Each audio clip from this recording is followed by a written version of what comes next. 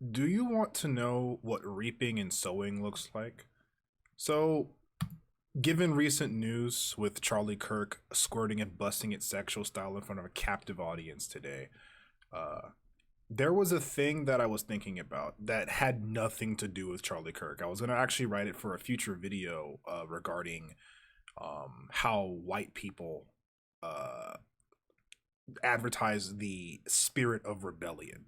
I was only going to talk about the anti-establishment stuff he did as a Trumpist, but instead, I want to read from the University of Utah's new firearms ruling on August 15th of this year.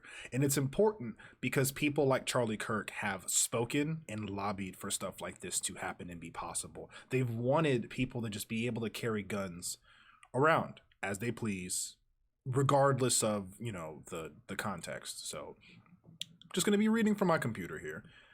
Utah lawmakers updated state law governing concealed weapons during the 2025 general session. Under the changes in HB 128, which went into effect May 7th, individuals who are 18 years or older and have a current Utah concealed weapon permit may carry a weapon on campus, including in the open fashion. That's just having it out, holster, whatever, right?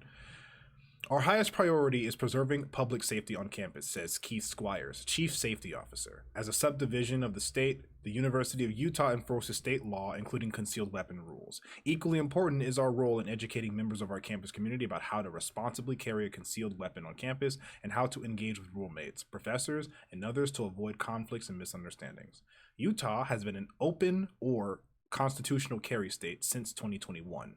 Prior to the passage of HB 128 during the 2025 Utah legislature, those who wanted to carry a firearm on campus were required to keep it concealed. The new law makes it clear that Utahns 18 years or older who have a concealed weapon permit may carry a firearm concealed or openly on campus. The University of Utah Police will confirm for those carrying openly on campus to have a concealed weapon permit.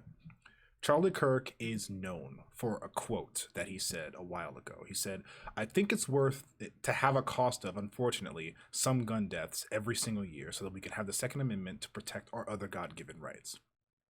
As you might be able to tell, Charlie Kirk was an incredibly right-wing-like person. He was very pro controlling women's bodies via abortion, very racist, very, if it didn't serve the goals of capitalist white supremacy, he was probably going to say something about it, and he probably had tons and tons of videos of supercuts of him arguing with like people much less media trained than he is about the things he was, seeming coherent to a certain thing, but ultimately this is the world that he wanted to live in.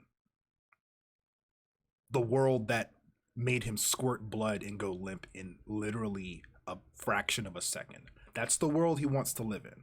People should just be able to carry around a tool that does that on a college campus, anywhere they want to. He recommended, everyone should be able to do this. You should want to. Reaping, sowing. The world lost a very violent man today. There are kinds of violence that people are willing to condone against people they don't like. But I want to give you a reminder before I close out that physical violence is not the only kind of violence that exists in this world.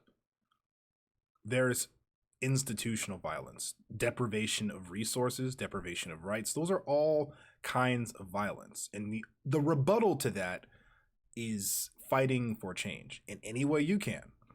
The way you can make sure that your community is safe is by giving what you can to your community. You need to get involved with the people in your area who can make things happen. Learn gun safety, learn how to cook, learn how to take care of your body in case you ever need to use it to help somebody else.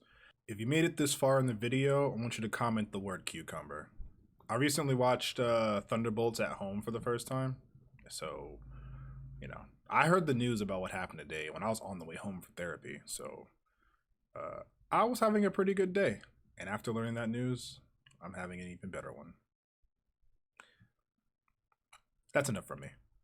Bye.